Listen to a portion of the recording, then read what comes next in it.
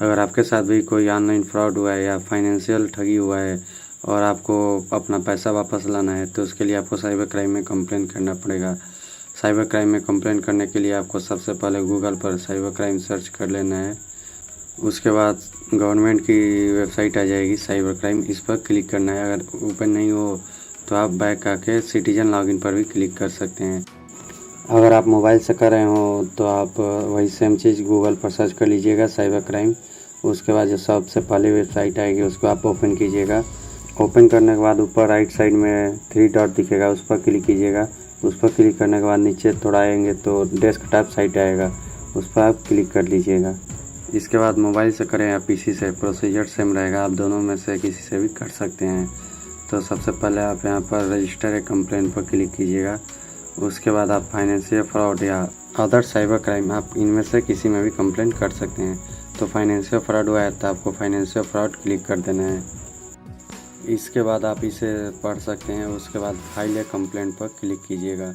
फिर यहाँ भी टर्म्स एंड कंडीशन है, आप इसे भी पढ़ के आई एक्सेप्ट पर क्लिक कीजिएगा। उसके बाद अगर आप नए यूज़र हैं तो क्लिक है फॉर न्यू यूज़र पर क्लिक कीजिएगा। अगर आप ओल्ड यूज़र हैं तो यहीं से लॉगिन कर सकते हैं। उसके पहले आप जो भी डॉक्यूमेंट्स है यहाँ पर लिखा हुआ है, आप सबको उसको रख लेना है पास में। फ़ोटो वगैरह, सॉफ्ट कॉपी, हार्ड कॉपी, जो इसमें लिखा हुआ है सब डिटेल्स आपको जमा कर लेना है। उसके बाद यहाँ पर न्यू यूज़र हैं तो न्यू यूज़र पर क्लिक कीजिएगा। उसके बाद अपना स्टेट सेलेक्ट कीजिएगा। स्टेट सेलेक्ट करने के बाद अपना ईमेल आईडी या लॉगिन आईडी कुछ भी बना लीजिएगा, या आप यहाँ पर कुछ भी डाल सकते हो। कोई यूज़र नेम वगैरह 5-6 अक्षर का डाल दीजिएगा, अभी काम हो जाएगा। फिर मोबाइल नंबर फिल करना है। उसके बाद सेंड OTP पर क्लिक कीजिएगा। उसके बाद OTP आने के बाद OTP और कैप्चा फिल कीजिएगा। फिर सबमिट पर क्लिक कीजिएगा। फिर आपका लॉगिन कंप्लीट हो जाएगा। हालांकि मैं ओल्ड यूज़र हूँ तो मैं अपना लॉगिन आईडी और मोबाइल नंबर डाल के सेंड OTP पर क्लिक करूँगा। फिर OTP आने के बाद OTP और कैप्चा फिल करके सबमिट कर दूँगा। इसके बाद से न्यू पेज ओपन हो जाएगा। यहाँ पर आपको लॉगिन आईडी भरा हुआ मिलेगा। आपको यहाँ पर टाइटल सेलेक्ट कर लेना है, मिस्टर, मिसेस, श्री, डॉक्टर वगैरह है, ये सेलेक्ट कर लेना है। आपका नाम, mobile number, date of birth, gender, email ID, father का नेम, मदर का नेम या स्पाउस नेम, ये सब डिटेल्स भर देना है। उसके बाद भरने के बाद आगे आपको बढ़ जाना है। आगे आपसे पूरा एड्रेस पूछेगा तो आपको एड्रेस पूरा फिल कर देना है, सही सही एकदम बिल्कुल सही। पहले आपको स्टेट अपना सेलेक्ट करना होगा। स्टेट के बाद डिस्ट्रिक्ट सेलेक्ट कीजिएगा और आपके नियरेस्ट जो पुलिस स्टेशन हो आपको वैसे सिलेक्ट कर लेना है। उसके बाद आप अपना विलेज, मोहल्ला, तहसील, पिन कोड ये सब डाल दीजिएगा। सब कुछ सही सही फिल करने के बाद आप सेव एंड कंटिन्यू पर क्लिक कीजिएगा। अब आपका प्रोफाइल बन के तैयार हो चुका है। इसके बाद आप ऊपर देखेंगे कि ड्राफ्ट कंप्लेन है। अगर आपका कंप्लेन बीच में कट जाता है तो आप कर सकते हैं। फिर यहाँ पर रिपोर्ट साइबर क्राइम है, एक न्यू आप एप्लीकेशन डाल सकते हैं। फिर यहाँ पर एक चेक स्टेटस कर सकते हैं। यहाँ पर आप अपना कंप्लेन भी वापस ले सकते हैं। अगर आपका कंप्लेन सॉल्व हो जाए तो आप कंप्लेन अपना वापस भी ले सकते हैं। और मोबाइल नंबर, यूज़र प्रोफाइल में आप चेंजेस बाद में कर भी सकते हैं। इसके बाद आपको नीचे आ जाना है और सब कैटेगरी ऑफ कंप्लेन में आपको पेमेंट मेथड यूज करना है। Aadhaar card, debit card, credit card, UPI, net banking, wallet, आप जिससे ट्रांजैक्शन किए होंगे आप उसको चूज कर लीजिएगा। इसमें बहुत सारे ऑप्शन हैं, आपको चूज करने में कोई परेशानी नहीं होगी। डेफिनेटली आपका कोई इसमें से मिल जाएगा कि आपने किस मेथड से पेमेंट किया था। इसके बाद पूछेगा कि हैव यू लॉस्ट मनी, क्या आपने अपना पैसा खो दिया है। ऑब्वियसली यस, क्योंकि अगर नो होता तो आप लोग साइबर क्राइम में अभी तक कंप्लेन नहीं कर रहे होते। यस पर क्लिक करने के बाद आपसे विक्टिम का डिटेल्स पूछेगा, यानी कि जिसके साथ फ्रॉड हुआ है, यानी कि आपके साथ। तो अपना अकाउंट नंबर, किस बैंक में अकाउंट है, वो जिस बैंक से पेमेंट किए थे वो सब डालना है, फिल करना है कि आपने किस बैंक से पेमेंट किया था। तो आप बैंक सेलेक्ट कर लीजिएगा।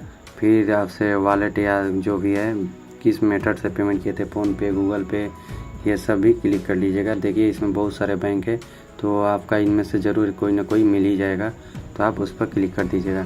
फिर यहाँ पर फ़ोनपे, गूगल पे, अमेजोन पे वगैरह जितना सब कुछ है ये सब मिल जाएगा। ईज़बॉज, फ्री चार्ज, जितने भी फ़ोनपे, UPI वाले पेमेंट सिस्टम है सब मिल जाएगा।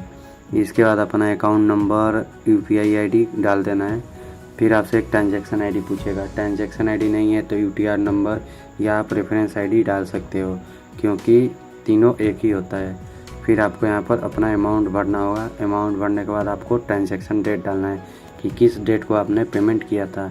क्रेडिट कार्ड डेबिट कार्ड का डिटेल्स भरेंगे तो भी ऐसे ही भरा जाएगा। अगर आपने पेमेंट जिस टाइम किया था वो भी आपके पास है तो वो भी डाल दीजिएगा। अगर आपके पास ट्रांजैक्शन आईडी रेफरेंस आईडी दोनों है तो आप दोनों भी फिल कर सकते हैं। इसके बाद आप सेव पर क्लिक कीजिएगा।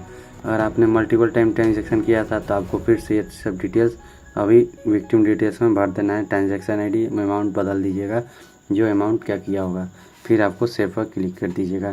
फिर आपने अगर और पेमेंट किया है तो आप और ज़्यादा इसमें भर सकते हैं, फिर उसको भी आप सेव कर सकते हैं। आप मल्टीपल टाइम 40-50 बार भी पेमेंट किए होंगे तो इसमें आप एक ही बार कंप्लेंट करते टाइम विक्टिम डिटेल्स में बारी बारी सब डिटेल्स भर दीजिएगा। इसके बाद आपसे पूछेगा कि सस्पेक्ट अकाउंट डिटेल्स। अगर आपके पास सस्पेक्ट का अकाउंट डिटेल्स है तो आप फिल कर दीजिएगा, अगर आपके पास नहीं है तो छोड़ दीजिएगा। सस्पेक्ट डिटेल्स में आपको ये पूछ रहा है कि आपका पैसा किस में गया होगा, क्या आपको किसी पर शक है तो आप इसमें डाल सकते हो। अगर नहीं है तो आप छोड़ सकते हो, ये कंपलसरी नहीं है भरना। अगर है तो भर सकते हो। तो मेरा है बॉक्स से हुआ था स्कैम, तो है बॉक्स का मैं डाल देता हूँ यहाँ पर। और सस्पेक्ट डिटेल्स में ट्रांजैक्शन आईडी वही सेम डालना जो विक्टिम डिटेल्स में ट्रांजैक्शन आईडी आपने डाला है, क्योंकि ट्रांजैक्शन आईडी एक पेमेंट के लिए एक ही होता है। और इसके बाद अगर आपने सस्पेक्ट डिटेल्स में और डिटेल्स भरना चाहते हैं जैसे कि मल्टीपल ट्रांजैक्शन की, तो आप वो भी भर सकते हो। बस उसके लिए ऐड मोर पर क्लिक कर दीजिएगा। इसके बाद हम लोग मिला लेंगे कि सब कुछ डिटेल सही सही भरा हुआ है कि नहीं। अगर सब कुछ भरा हुआ है सही सही तो हम आगे आ जाएंगे। इसके बाद आपसे घटना का अप्रोक्सीमेट डेट पूछ रहा है, यानी कि घटना किस दिन हुआ था। तो आप जिस दिन ट्रांजैक्शन किए थे उस दिन का डेट डाल दीजिएगा, कोई भी सा डेट चलेगा जिस दिन आपने पेमेंट किया हो। और टाइम भी आप सेलेक्ट करना चाहते हैं तो सेलेक्ट कर लीजिएगा। फिर आपसे पूछ रहा है कि आपने रिपोर्टिंग में डिले किया है। अगर आपका पैसा गया 48 घंटे से ऊपर हो गया तो यस कीजिएगा, अगर नहीं हुआ 48 घंटे तो नो कीजिएगा। फिर यस करेंगे तो आपसे रीज़न पूछेगा, तो आप डाल दीजिएगा जो रीज़न होगा वो।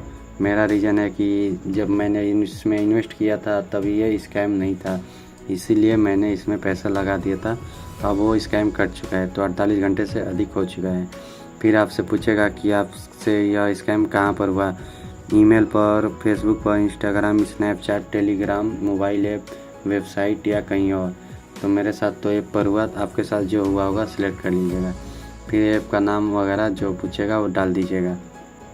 नाम डालने के बाद आपसे एविडेंस मांगेगा कि कोई प्रूफ या कुछ हो, एविडेंस तो दे दीजिएगा। इसमें ऐप का, वेबसाइट का जो हो स्क्रीनशॉट वगैरह हो तो इसमें डाल के ऐड कर दीजिएगा।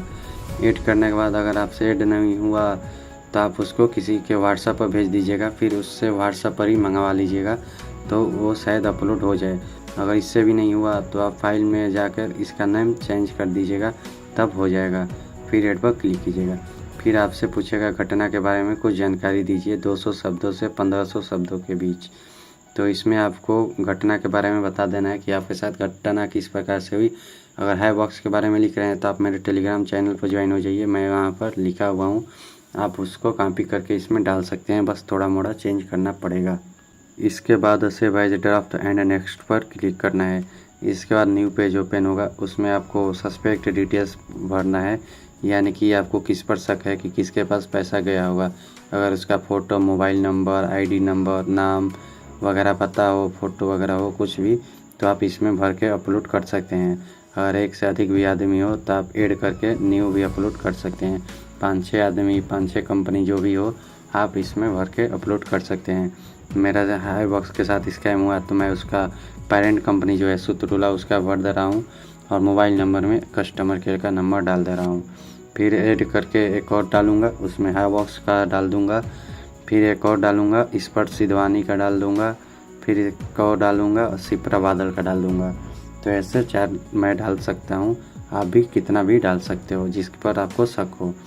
उसके बाद से आपको नीचे आ जाना है, फिर एक अपलोड करना है, कुछ भी फ़ोटोग्राफ वगैरह हो या डॉक्यूमेंट्स वगैरह हो, सस्पेक्ट डिटेल्स हो, वो आप यहाँ पर अपलोड कर दीजिएगा। अपलोड करने के बाद आप सस्पेक्ट की एड्रेस भी डाल सकते हो। अगर आपके पास सस्पेक्ट का एड्रेस हो जिसने आपके साथ फ्रॉड किया है तो आप उसका एड्रेस डाल सकते हो। अगर नहीं है तो कोई दिक्कत नहीं है, आप नो करके भी आगे बढ़ सकते हो। Save as draft and next पर आपको क्लिक करना है। इसके बाद आपको सब कुछ डिटेल्स यहाँ पर मैच कर लेना है। आपका नाम, mobile number, email ID, phone number, पिता का नाम, एड्रेस, ये सब मैच कर लेना है। उसके बाद आपसे पूछेगा कि विक्टिम कौन बना है, यानी कि किसके साथ फ्रॉड हुआ है। आपके साथ फैमिली मेम्बर में कोई है या फ्रेंड, उसका सेलेक्ट कर लेना है। फिर आपको उसका नेशनल आईडी जैसे Aadhaar card, voter ID, PAN card, इनमें से कोई अपलोड कर देना है। अपलोड करने के बाद सेव एंड प्रीव्यू पर क्लिक करना है। इसके बाद न्यू पेज ओपन होगा। इसमें प्रीव्यू एंड सबमिट है, यानी कि इसमें कुछ आपको भरना नहीं है। आपने अभी तक जो जो डिटेल्स भरा हुआ है आपको सब कुछ मैच कर लेना है कि सही सही आपने भरा हुआ है कि नहीं।